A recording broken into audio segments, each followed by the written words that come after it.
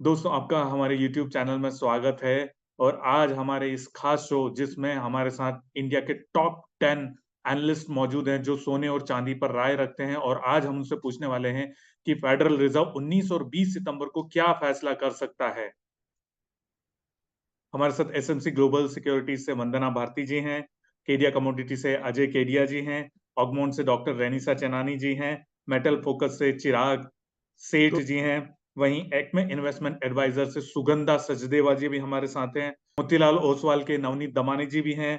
इसके अलावा इब्जा के नेशनल सेक्रेटरी सुरेंद्र मेहता जी भी हमारे साथ जुड़े हुए हैं। साथ ही एचडीएफसी सिक्योरिटीज से हमारे साथ अनुज गुप्ता जी हैं और पृथ्वी फिनमार्ट से मनोज कुमार जैन जी भी हैं। वहीं निर्मल मंग से कुणाल शाह भी हमारे साथ जुड़े हुए हैं। आइए इन सब की राय लेते हैं कि फेडरल रिजर्व 19 और 20 सितंबर को क्या फैसला कर सकता है।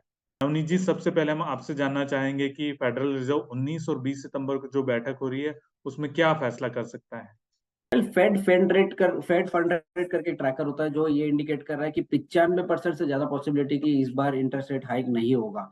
तो लार्जली मार्केट उसी फंड फैक्टर रेट को अपने ध्यान में रखते हुए अपना कंसेंसस या डिसीजन बनाता है, और वो काफी अच्छा इंडिकेटर या टूल है जो हम मेरे ख्याल से मोस्ट ओवर ग्लोबली सारे एनालिस्ट फॉलो करते हैं, विच इज इंडिकेटिंग कि इस बार इंटरेस्ट रेट हाइक की जो पॉसिबिलिटी है वो स्किप हो जाएगी।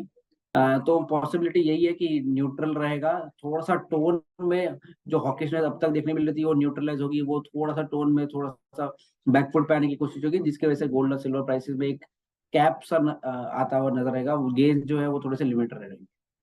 मनोज जी, आपको क्या लगता है कि फेडरल रिजर्व क्या फैसला कर सकता है। हमारा मानना है कि जिस तरह से यूएस के जो इकोनॉमिक डेटा है वो उम्मीद से के मुताबिक ही आते हुए नज़र आए हैं, इसलिए इस बार यूएस फेड की पॉलिसी मीटिंग में ब्याज दरों में कोई बदलाव शायद देखने को नहीं मिलेगा और यूएस फेड इस बार पॉलिसी रेट जो है अनचेंज रख सकता है। हालांकि यहाँ पे इन्फ्लेशन को लेकर के अभी भी चिंताएं बनी हुई है और अगस्त मंथ में यूएस इन्फ्लेशन ईयरली बेसिस पर एक बार फिर बढ़कर 3.7% पर पहुंचता हुआ नजर आया है। ईसीबी ने अपनी मॉनेटरी पॉलिसी में अनएक्सपेक्टेडली 25 बेसिस पॉइंट के एक बार रेट हाइक किए हैं और अब यूरोपियन सेंट्रल बैंक के ब्याज दर जो है बढ़कर 4.5% हो गए हैं। साथ ही ईसीबी ने अपने जो ग्रोथ प्रॉस्पेक्ट है उनको भी 2025 तक नलीफाई किया है। तो उसको देखते हुए हमारा मानना है कि वर्ष 2023 के आखिर में जो यूएस फेड की पॉलिसी होगी शायद उसमें फिर एक रेट हाइक जो है देखने को मिल सकता है। वंदना जी, आपको क्या लगता है कि फेडरल रिजर्व 20 सितंबर को क्या फैसला करने वाला है। क्योंकि दो चीज को ये कवर करते हैं जब यहाँ पे इंटरेस्ट रेट बढ़ने की बात होती है, एक अनएम्प्लॉयमेंट और यहाँ पे एक इन्फ्लेशन। इन्फ्लेशन काफी कुछ कंट्रोल में था, लेकिन अब यहाँ से थोड़ा सा बढ़ रहा है और साथ में अनएम्प्लॉयमेंट का भी जो रेट है 3.2 से 3.5 इस तरीके के नंबर्स यहाँ पे आने लगे हैं। तो एक कंसर्न हो सकता है। तो सितंबर में फिलहाल तो भी लग रहा है कि इंटरेस्ट रेट हाइक नहीं होगा, लेकिन अक्टूबर में एक प्रोबेबिलिटी यहाँ पे बन सकती है अगर इन्फ्लेशन कंट्रोल में नहीं हुआ तो। चिराग भाई, आपको क्या लगता है कि क्या फेड क्या फैसला कर सकता है। हमारा झुकाव ज्यादातर होल्डिंग रेट पे ही है। शायद क्योंकि इन्फ्लेशन कंसर्न्स अभी भी है और फेड शायद अगर हॉकिश अपना स्टांस रखना चाहता है तो एक इंटरेस्ट रेट हाइक जरूर कर सकता है, हालांकि उसके चांसेस बहुत कम है। हमें ये जरूर नहीं लगता है कि इंटरेस्ट रेट कट आएगा। ठीक है, हाँ ये जरूर हो सकता है कि इंटरेस्ट रेट कट के ऊपर थोड़ी बहुत और क्लैरिटी जरूर आ सकती है, जहां पे फेड अभी भी एक हॉकिश स्टांस बरकरार रखेगा। क्योंकि पिछले कई दिनों में ऑयल के दाम भी बढ़े, कुछ कमोडिटीज के दाम भी बढ़े, तो मेरा मानना है कि फेड जरूर इसको लेके चिंतित रहेगा और ये मैसेजिंग नहीं भेजना चाहेगा कि हम बहुत ही जल्द इंटरेस्ट रेट कट करने वाले। मेहता जी, आपको क्या लगता है कि फेड क्या करेगा।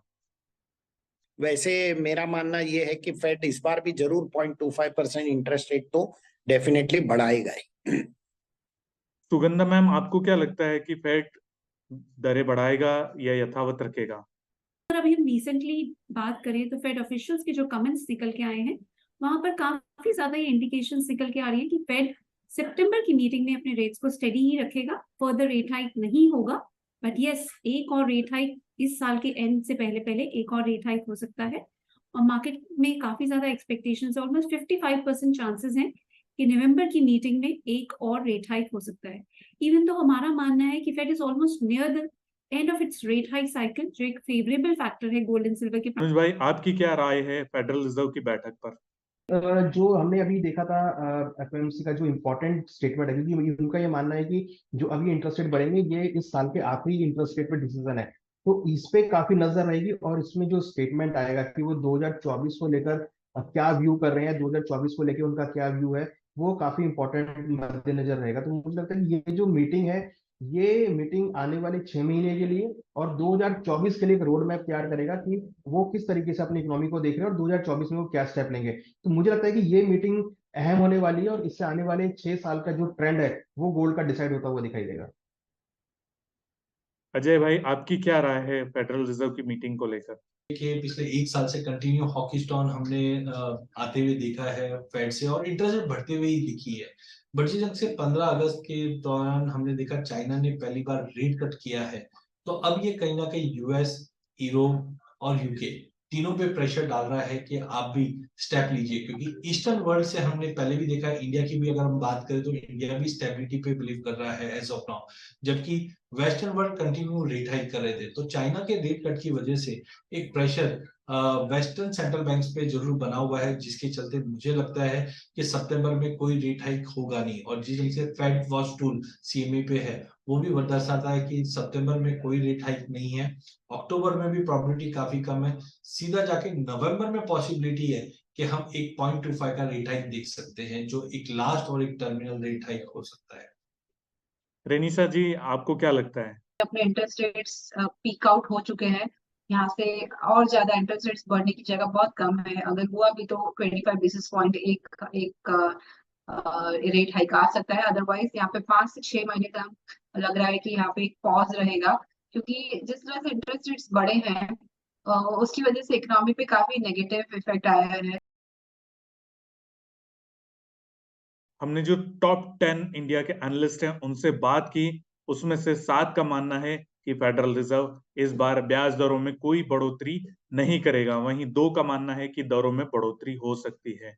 तो ये तो फैसला हमें 20 सितंबर को रात को 11:30 बजे ही पता चलेगा कि फेडरल रिजर्व ने ब्याज दरें बढ़ाई है या यथावत रखी है। तो दोस्तों, आप हमारे चैनल के साथ बने रहिए और इस तरह की सारी जानकारी हम आपको देते रहेंगे। और फेडरल रिजर्व की जिस दिन बैठक है उस दिन भी हम लोग उसका पूरा स्पेशल कवरेज करेंगे और उसका सोने और चांदी के भाव पर क्या इम्पैक्ट होगा उसके बारे में भी बताएंगे। हमारे सभी मेहमानों का हमसे जुड़ने के लिए बहुत बहुत धन्यवाद।